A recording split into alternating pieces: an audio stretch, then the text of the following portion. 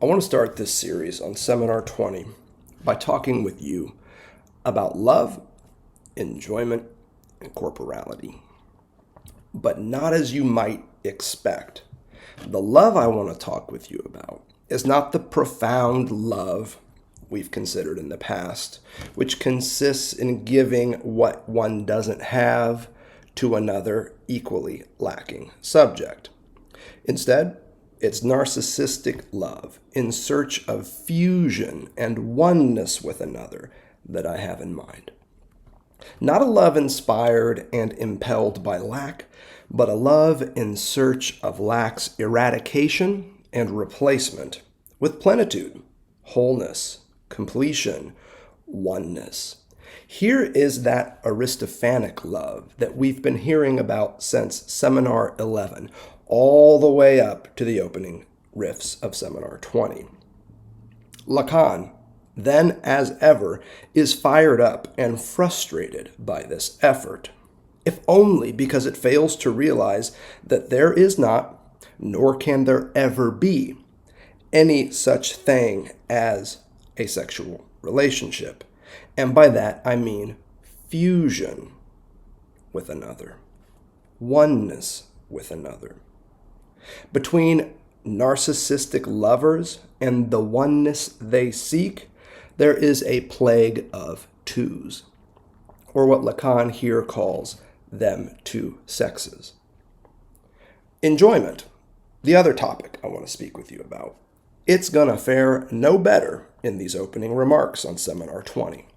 The enjoyment I want to talk with you about is not real, sexual, and certainly not lasting, but fleeting, consumerist, and above all, phallic. If the love at hand is ever in search of fusion with others, the enjoyment before us is dedicated to the equally fantastical idea of autonomy. Pay attention here. This is an important move we're making. Phallic jouissance is tricky to understand. It's got lots of moving parts, but it's fundamentally about the exploitation of others at the level of their parts in service to one's own narcissistic quest for autonomy. Again, the theme of wholeness emerges, but not via fusion with another, as we see in naive narcissistic love. No, man, phallic enjoyment is more about the pursuit of individual wholeness, completion, singularity, and independence, apart from others. So here you have it. Partners reduced to parts that we use to feel whole, by which I mean autonomous, self-sufficient. This is what phallic enjoyment amounts to. But note the dilemma here. If narcissistic love is ignorant of the fact that there is no sexual rapport to be had, and thus no hope for the fusional wholeness and oneness that it seeks, phallic enjoyment all too readily forgets that it relies on others, even if only at the level of their parts, in order to produce feelings of self-reliance, self-sufficiency, and autonomy. In the field of phallic enjoyment, hear me now, we rely on others to feel like we don't rely on anyone. Autonomy out of heteronomy. What a ridiculous wager. I told you I also want to talk with you about corporality, about the body. Indeed, as we begin our reading of Seminar 20 in the clinical and conceptual wake of a series on l'étourdi, and before it, Seminar 19 or worse, I'm inclined to say that it's the body, in and beyond analysis, that Lacan is attempting to think through in the fall of 1972, when he begins these lectures on feminine sexuality. No. These lectures on the limits of love and knowledge. No. Even though that's what you see on the cover of this book, this is a series of lectures on Encore. And again, not as you might think it. I want to be a bit schematic about this body in question, about the act and fact of speaking that always requires that one do so in body, encore, in body. And I want to be schematic in a way that I believe is in keeping with the goals of lectures on Lacan: clarity, coherence, and accessibility relative to key texts in Lacanian psychoanalysis. Let me be pointed with this then. Narcissistic love overlays phallic enjoyment, and an impossible, asexual, real body underlies both. Beneath the Aristophanic quest for union with another is the no less ancient pursuit of union with oneself.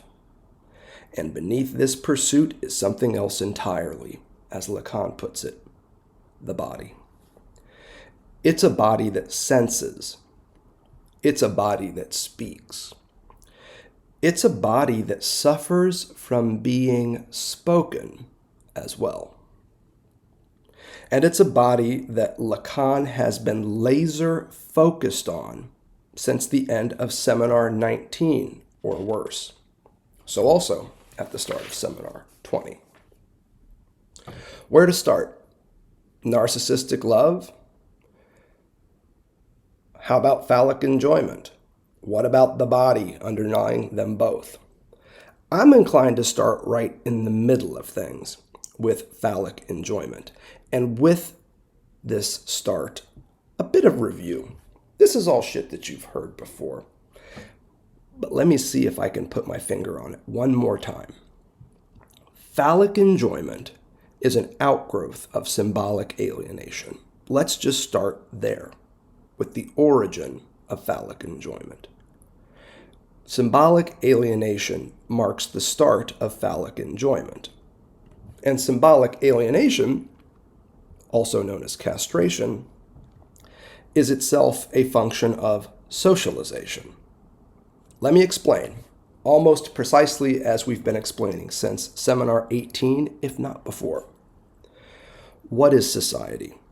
It's a montage of promotions and prohibitions, in which some behaviors are promoted and others are prohibited, depending on, I don't know, what's behind your swimsuit. I don't know, color your skin. We can go on and on with this stuff. Your age, your capacities, physical and otherwise. Society is full of prohibitions and promotions for each and every of its marked and subjugated subjects. You got room colors? I got room colors. Which color was your room painted when you came home from the hospital? How about your first haircut? Tell me about your career choice.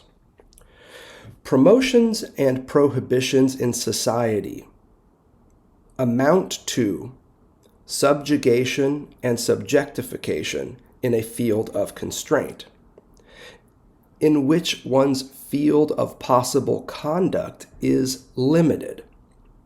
The reason why we say you can achieve anything you put your mind to, you can grow up to be who and whatever you want. The reason why you have to say shit like that is because it ain't true. It ain't readily apparent.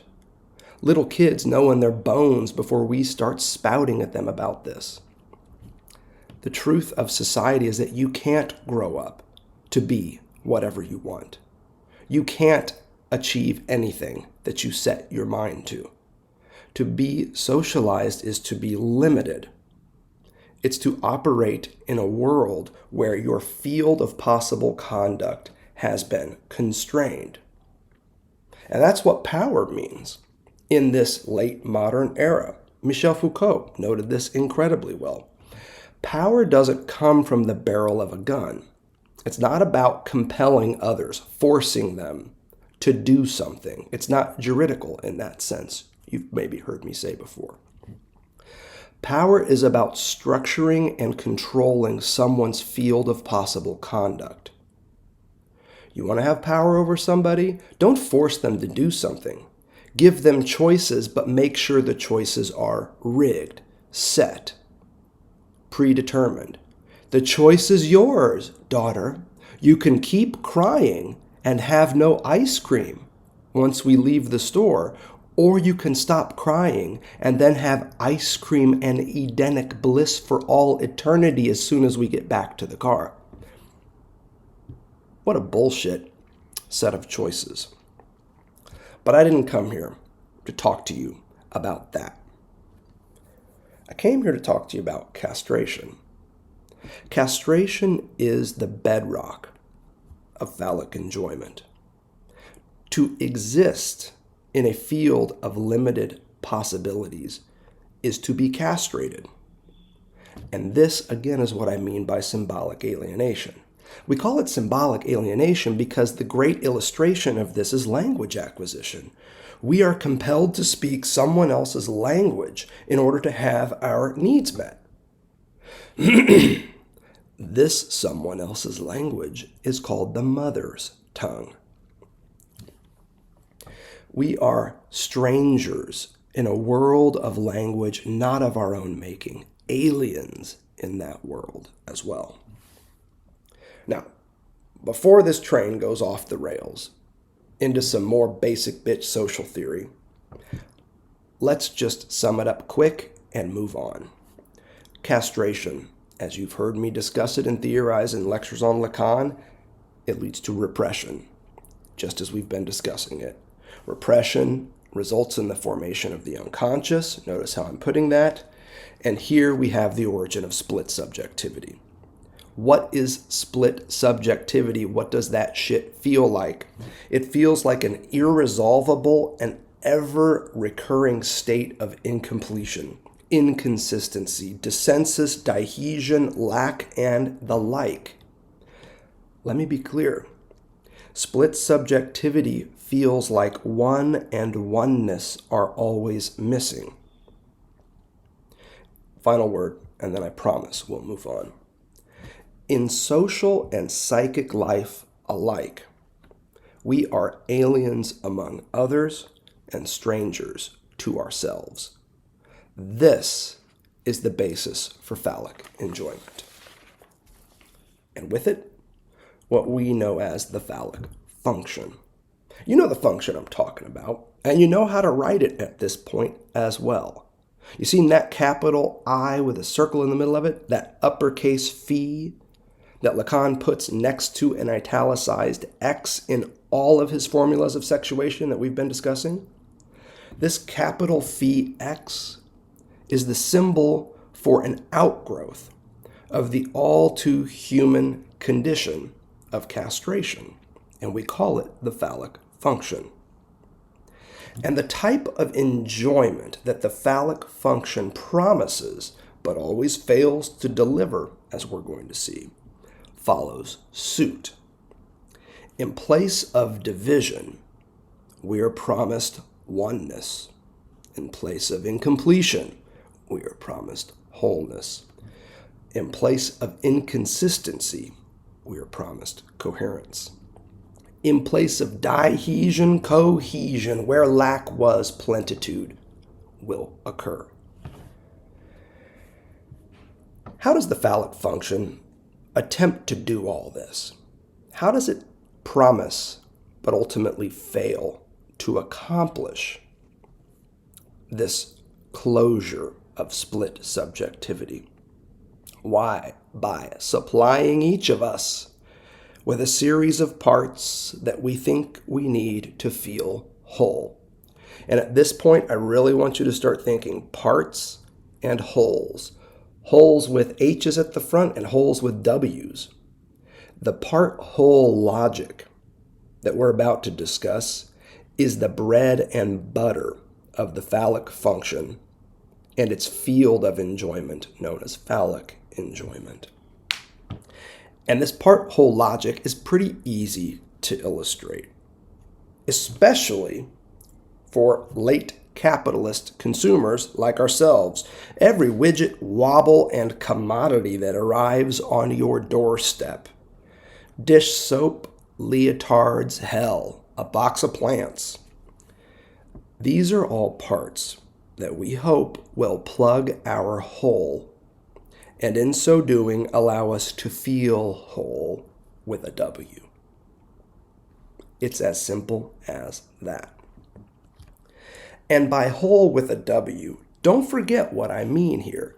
I mean autonomous. I mean self-sufficient. I mean independent, singular, and above all, one.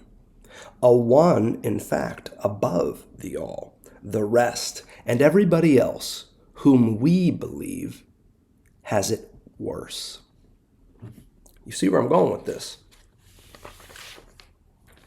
More interesting and important for our purposes, I think, is the way that our friends, family members, intimate partners, and everyone else, even that dipshit in the car behind you right now, succumb to the same part-whole logic.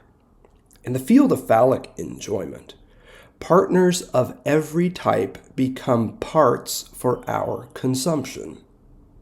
Parts whose consumption we hope will make us feel whole, full, complete, and above all, one with ourselves.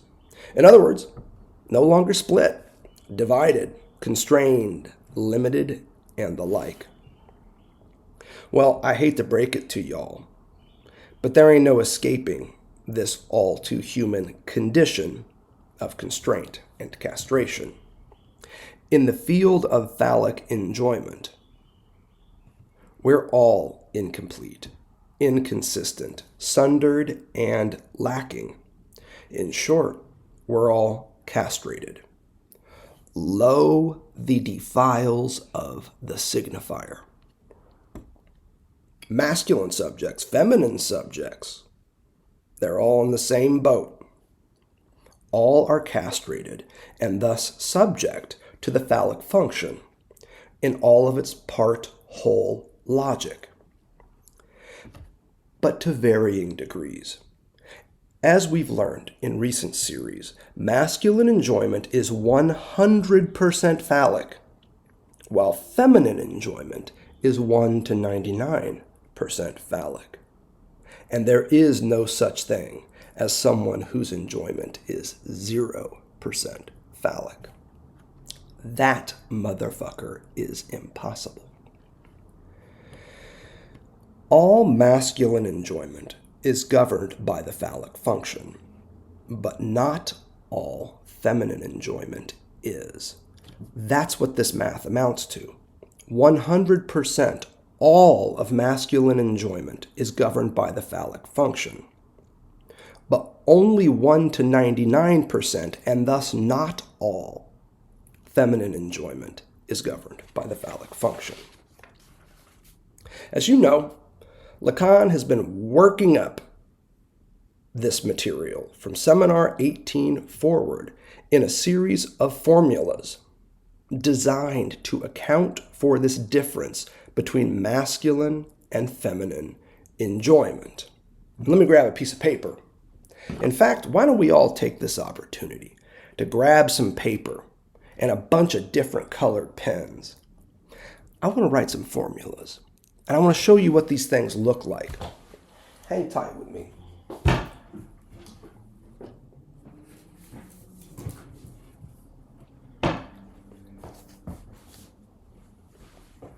The first formula I want to share with you is that of masculine enjoyment. And you know it probably at this point. It's an upside down capital A, which is not an A at all, motherfuckers. It's a bull's head next to an X. Next to a capital Phi, that I with the circle in the middle, next to an X. And it reads, all masculine enjoyment is governed by the phallic function. I'm going to write it up here, and then I'm going to show you on the screen for those of you watching, so you can get a sense of what this thing looks like. Here it is. The upside down capital A, think all. It says all X. X is a variable. What is the X here? Masculine. All masculine enjoyment is subject to the phallic function. That's what that capital Phi X is. And what this formula says is that all masculine enjoyment is subject to the phallic function. We've been over this one a lot, so I'm not going to spend too much time on it yet, because you also know that there's more to come on this as we get deeper into Seminar 20. The feminine side of things is a little more complicated in the best possible way. You get two formulas there. The first of which looks like a backwards capital EX next to that capital Phi X of the phallic function. But then there's a line over each piece of that formula. Backwards EX next to Phi X with lines over the top of each of them. Now for some of you this shit is new, so I try and hold that in mind. For a lot of you, for most of you, this ain't new. This is review. But let me be clear about this. In Lacan's formulation of them two sexes, anytime he puts a line over the top of any component in one of the formulas, it negates the component underneath it. There is not someone whose enjoyment escapes and thus negates the phallic function. Which brings us to the second feminine formula. And we're just getting started with this shit. It looks a lot like the masculine formula that we just talked about. But notice, there's a line of negation over the upside down AX. And it says not all feminine enjoyment is governed by the phallic function. Now I cue this up not to baffle you if you're new to this stuff, and not to bore you if you've been through it multiple times. I cue it up because I want to call your attention to the statement supported by the combination of both feminine formulas.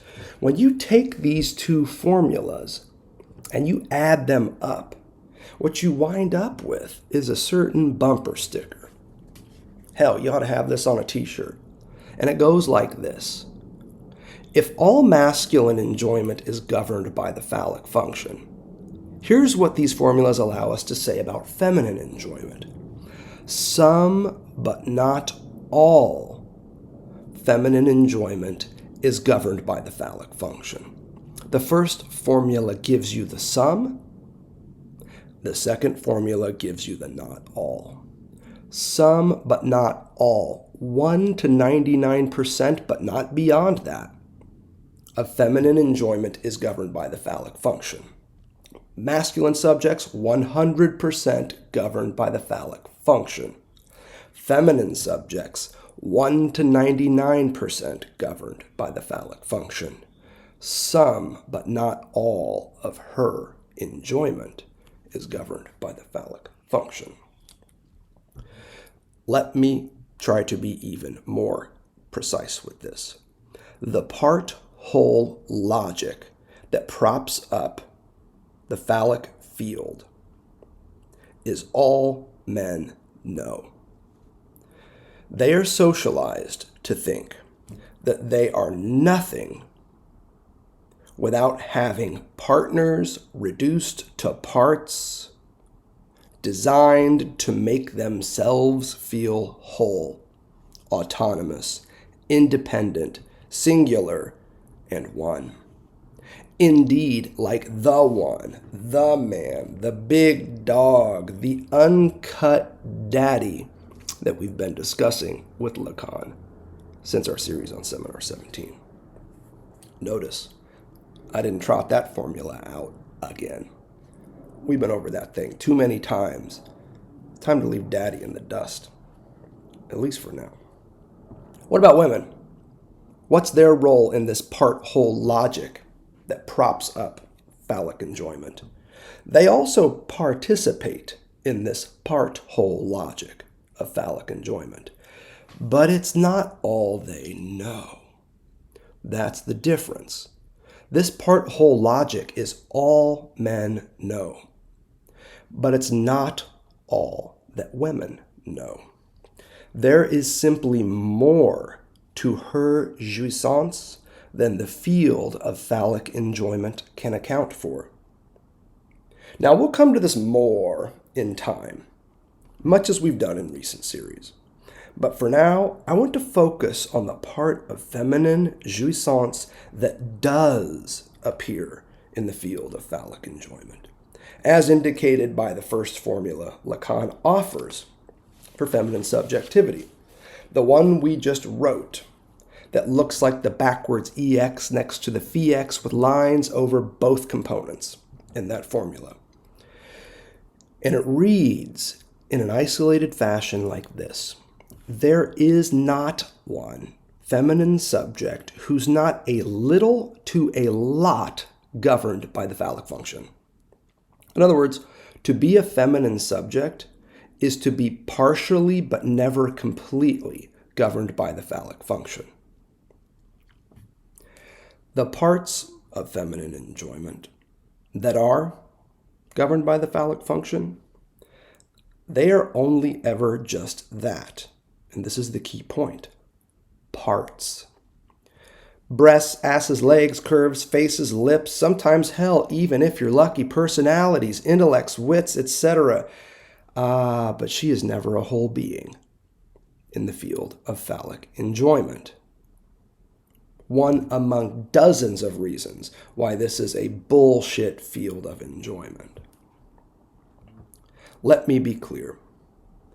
In heteronormative, hyper-generated, bullshit misogynist societies like ours, feminine subjects are taught to be the parts that allow masculine subjects to feel whole. And let me tell you, as the father of a 10-year-old daughter, I feel pretty damn strongly about the bullshit part in all of this. But in order to get beyond it, we first have to understand the logic at work here. So let me try and put it all together. Masculine and feminine enjoyment, part, whole logic, and how they each participate in the field of phallic enjoyment that they constitute. Here's how I'd put it. You've heard it from me before. I still am putting it the same. Women are taught to be what men are taught to have. And now you've got, again, that classic Lacanian conceptual distinction between being and having, in this case, the phallus. Women are taught to be the parts that men are taught to have in order to feel whole. On the side of being, femininity. On the side of having, masculinity. Now you can push pause and think that through with 100 examples. This is a sharp knife. You can cut to the bone of several socioeconomic issues just with this statement. Women are taught to be what men are taught to have. So what happens when you get these two folks together? Man and woman. One exists, the other sure as fuck don't. We'll see why. When these two subjectivities, one masculine and one feminine, come together, in search of what? Well, we can really only speak to the masculine side of things. There's one in search of a plug, and the other in search of a hole, you might say. Or let me be clear.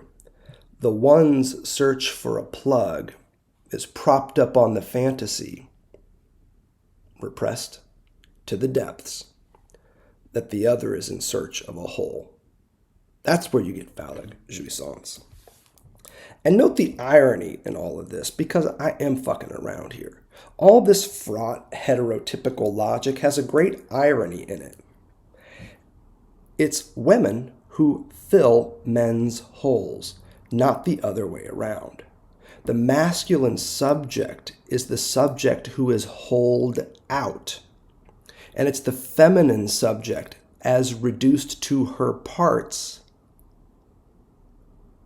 that the masculine subject tries to absorb as plugs to fill his hole. Yet another reason to understand masculine fantasy as fundamentally homoerotic, spelled with two M's, as we've been doing for a while now in lectures on Lacan. Again, following Lacan's lead. No one wants their holes plugged more than the masculine subject. Now I should stop fucking around, and I should start doing some more responsible pedagogical work here. So let me take this opportunity to remind you once more that men and women, masculine and feminine, these are not anatomical nor even biological categories for Lacan. Instead, they're just as I've always described them, subject positions. Subject positions that any body, regardless of what's underneath their swimsuit, can occupy. I know anatomical women who enjoy as masculine subjects, and vice versa.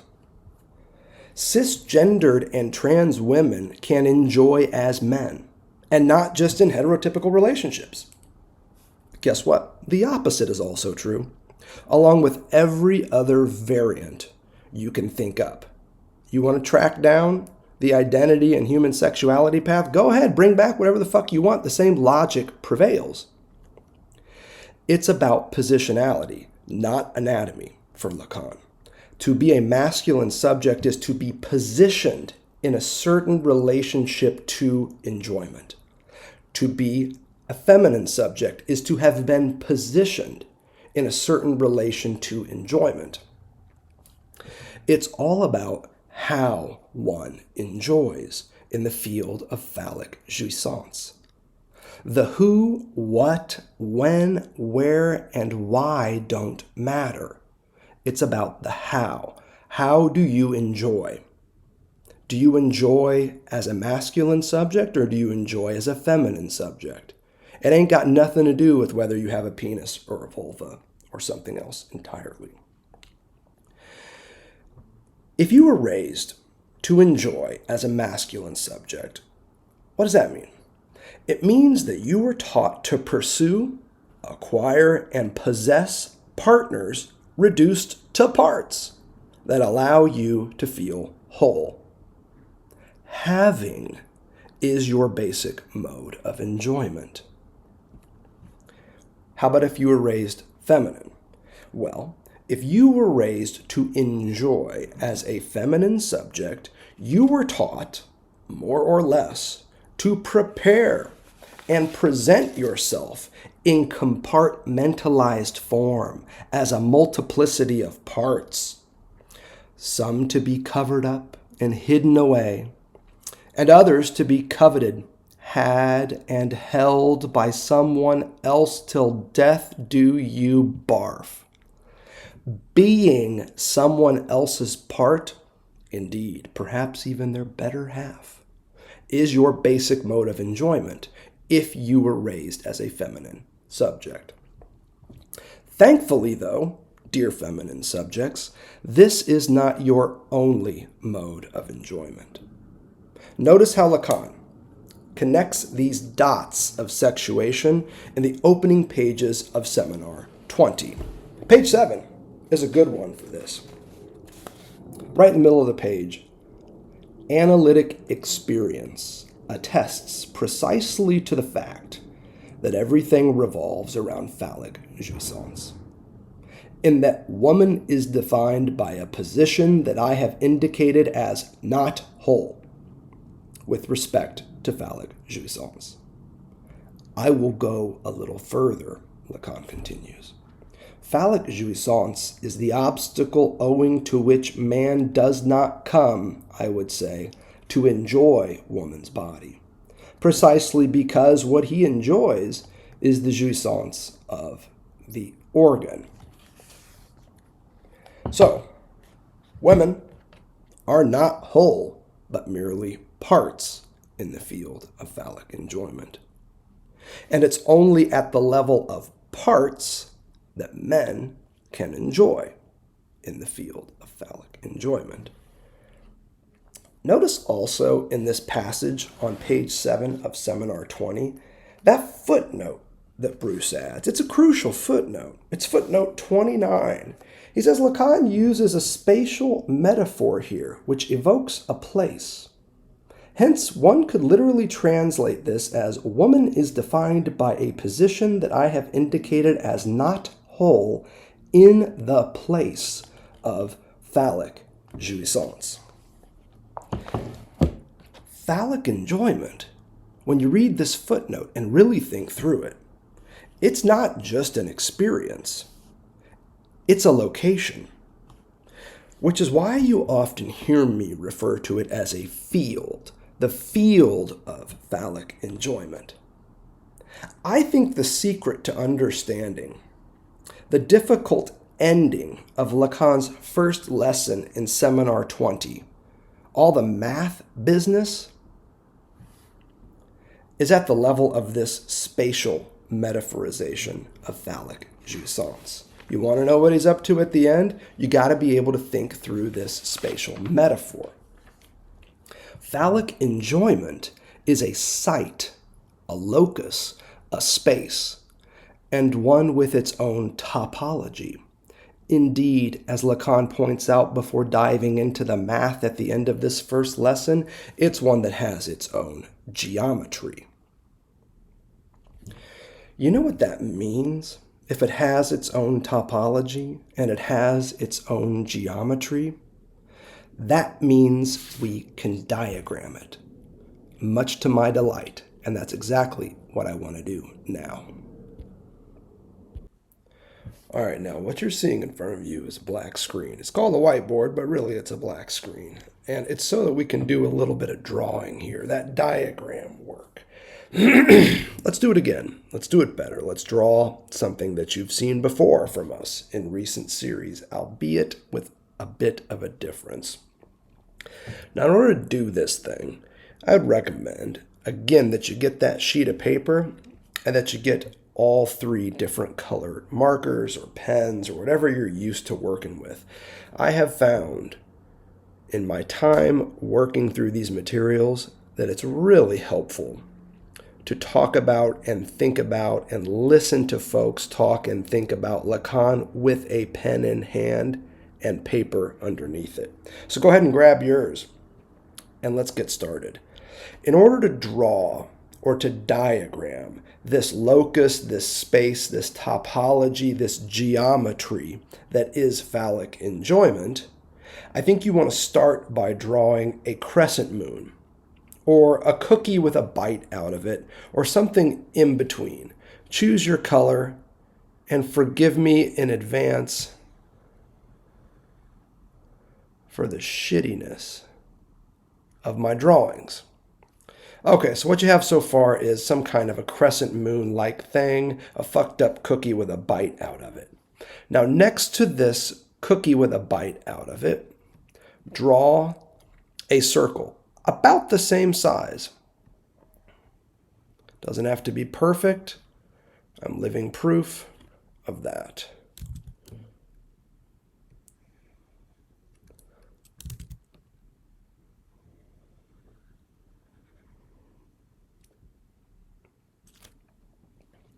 And now we've got our half moon, our quarter moon, our crescent moon, our cookie with a bite out of it, next to a circle. Doesn't have to be great, doesn't have to be perfect again. Just work it up however you see fit. Now, with your third pen, whatever color you've chosen, I'm going to go with yellow for mine. With your third pen, I want you to carefully encompass your first drawing in a circle that also partially overlaps with the second. So what does that look like for us? It looks like this. A yellow circle that encompasses the first image and intersects with the second. The first image you drew, that crescent moon or bitten out cookie, is masculine enjoyment. The second image you drew, the circle next to masculine enjoyment, is feminine enjoyment. And that third image that encompassed the first, the larger circle wrapping around masculine enjoyment and intersecting with feminine enjoyment, is the field of phallic jouissance, as determined by the phallic function. Now, if you want to get fancy here, you can also add some algebra. You can label the circle of phallic jouissance with that capital phi x. Just to keep it straight, you can label it capital phi x. And in the crescent moon, what you can do is you can write the formula for masculine subjectivity. And I will give it a try.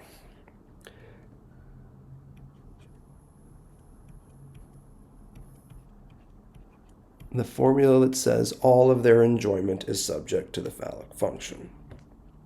And in that circle of feminine enjoyment, you can now add two formulas, one for each of the areas established by the intersectional relation it has with phallic enjoyment.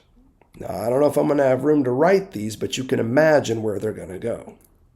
In the area that intersects with the field of phallic enjoyment, you write the first formula of feminine subjectivity, the one that has the backwards EX with a line over the top next to the symbol for phallic function, also with a line over the top. And then in the other, you can write the second formula that says not all feminine enjoyment is subject to the phallic function. So the first one we put in the field of phallic jouissance, these are all the parts of feminine jouissance that are governed by the phallic function. These are those body parts. And in the other area, the area of the feminine circle that exceeds phallic enjoyment, where you wrote Lacan's second formula for feminine sexuation, these are the parts of her jouissance that are not governed by the phallic function. And if you're wondering where to put Lacan's fourth formula for the impossible existence of someone, oh God, anyone, whose enjoyment is 0% governed by the phallic function, your next step should probably be our series on Seminar 19, or worse.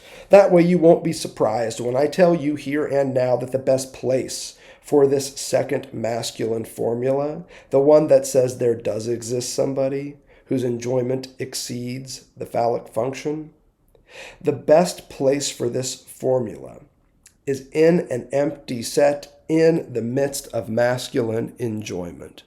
So let me see if we can squeeze that in down here. First, I'm going to draw another circle in here. I'm going to slash it out so you know it's the empty set. And then I'm going to write the formula. There does exist someone whose enjoyment negates the phallic function. You insert the empty set inside the crescent moon, or that bitten out cookie. You add the formula, and pow, you're all set. All four formulas of sexuation, topologized, geometricized, spatialized, however you want to put it. More important for our purposes here at the start of this series on Seminar 20 is that opening or gap or fissure that you see between masculine and feminine enjoyments in this spatialization. The would-be circle of masculine jouissance is incomplete. That cookie has a bite out of it. Whether your moon is waning or waxing, that motherfucker ain't full. And relative to the field of phallic enjoyment in which this occurs, the circle of feminine jouissance doesn't appear complete either. All we see, all any subject sees, is part of this whole. So the gap in question that we're trying to mark is right here. So it goes with sexed enjoyment. Two poles, multiple gaps, and zero wholeness. Check out page 8 of Seminar 20. Helps us get a better sense of what's going on here. Here then is the statement, a topic that's going to become central in a moment, of the status of jouissance insofar as it is sexual. For one pole, jouissance is marked by the whole that leaves it no other path than that of phallic jouissance. This is the masculine pole. For the other pole, the feminine pole, can something be attained that would tell us how that which up until now has only been a fault or gap in jouissance could be realized? It's a wager. It's a question. But the point remains. Between masculine incompletion, that cookie with a bite taken out of it, and feminine compartmentalization, the circle whose intersection with phallic jouissance allows only part to appear. What we see is a gap or a fault in jouissance. And note Bruce's translator's footnote here. It's not a bad thing. It's a gappy thing.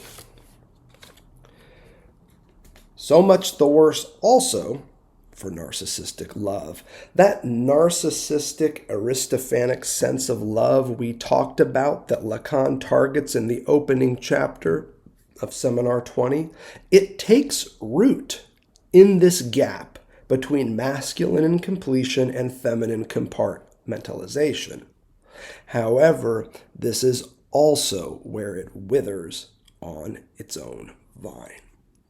Between masculine logics of having, the phallus, and feminine logics of being it, there is an impasse whose soil is harsh, rocky, beset by birds, some Old Testament shit happening there in that impasse.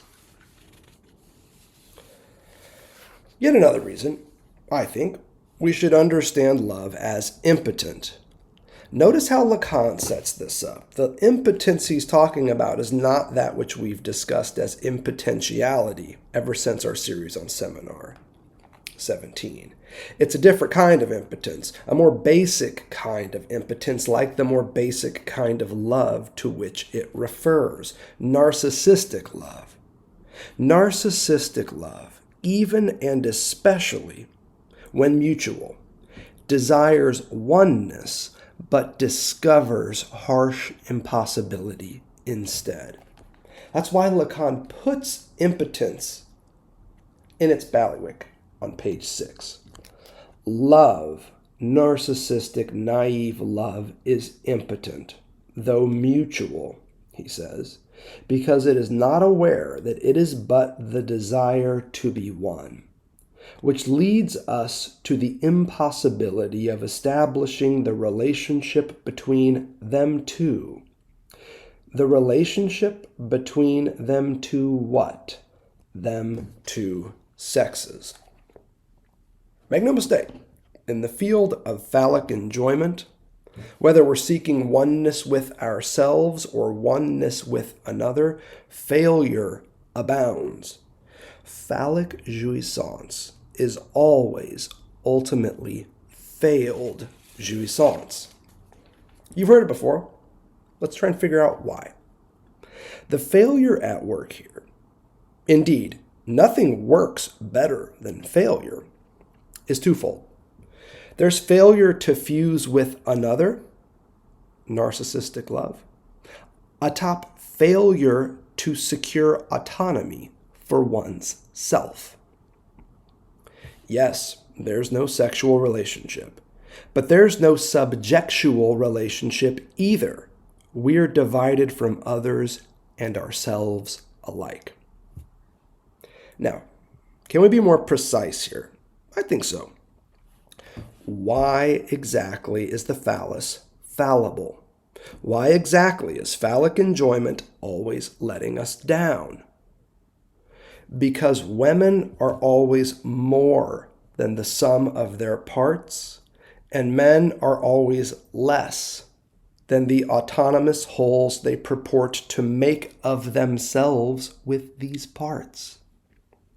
In the field of phallic enjoyment, neither is a singular, self-complete, autonomous one, with or without the other. Women, in short, are not whole, and men, in short, are holed out. If none are complete in themselves, let me ask you another question. How do they appear to each other? As partial beings external to each other. Hence Lacan's Latin on page 23 of Seminar 20. You could track it down. Partes extra partes. Parts outside of parts. Men and women are partial beings external to each other, who enjoy each other's body parts, ever in search of oneness with themselves and one another, but continually frustrated by the very thing that allows them to prolong this search, the signifier. And this brings us to the enigmatic end of chapter 2 on page 24. The signifier is the cause of jouissance, Lacan tells us there. Without the signifier, how could we even approach that part of the body? Without the signifier, how could we center that something that is the material cause of jouissance? However fuzzy or confused it may be, it is a part of the body that is signified in this contribution. And we're not just talking about phallic jouissance any longer, but also that which its pursuit renounces, forbids, and suppresses, an othered and thus ecstatic jouissance that Lacan says is marked by an utter signifying ambiguity on page 23.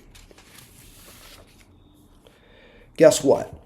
The signifier is also the cause of this jouissance of the other, by which Lacan here means the jouissance of the other sex, as symbolized by the sexed, sundered, and compartmentalized body parts of feminine subjects. Don't get this twisted. Don't make this more complicated than it actually is. When I tell you that some but not all feminine enjoyment is phallic, this is what I mean. The parts of feminine enjoyment that are phallic may appear as body parts that make masculinized subjects feel whole. But these body parts and the bodies attached to them are in fact what Lacan calls corporizations of something else entirely, something beyond the phallic function, but without negating it, that affords feminine subjects and other jouissance. We'll see where this goes in Seminar 20. At this point, in chapter 2, Lacan simply says that it's ecstatic, from the Greek ekstasis, a stepping beyond that allows feminine subjects to partially stand outside the field of phallic enjoyment. Hear me now. The feminine body, at the level of its parts, is an existent in the field of phallic enjoyment, that also in some way stands apart from it, insisting there, but ever from the outside. You've heard that woman does not exist. What I'm telling you here is that women don't exist either. Instead, they exist. They are a part of and a part from the function and the field of the phallus.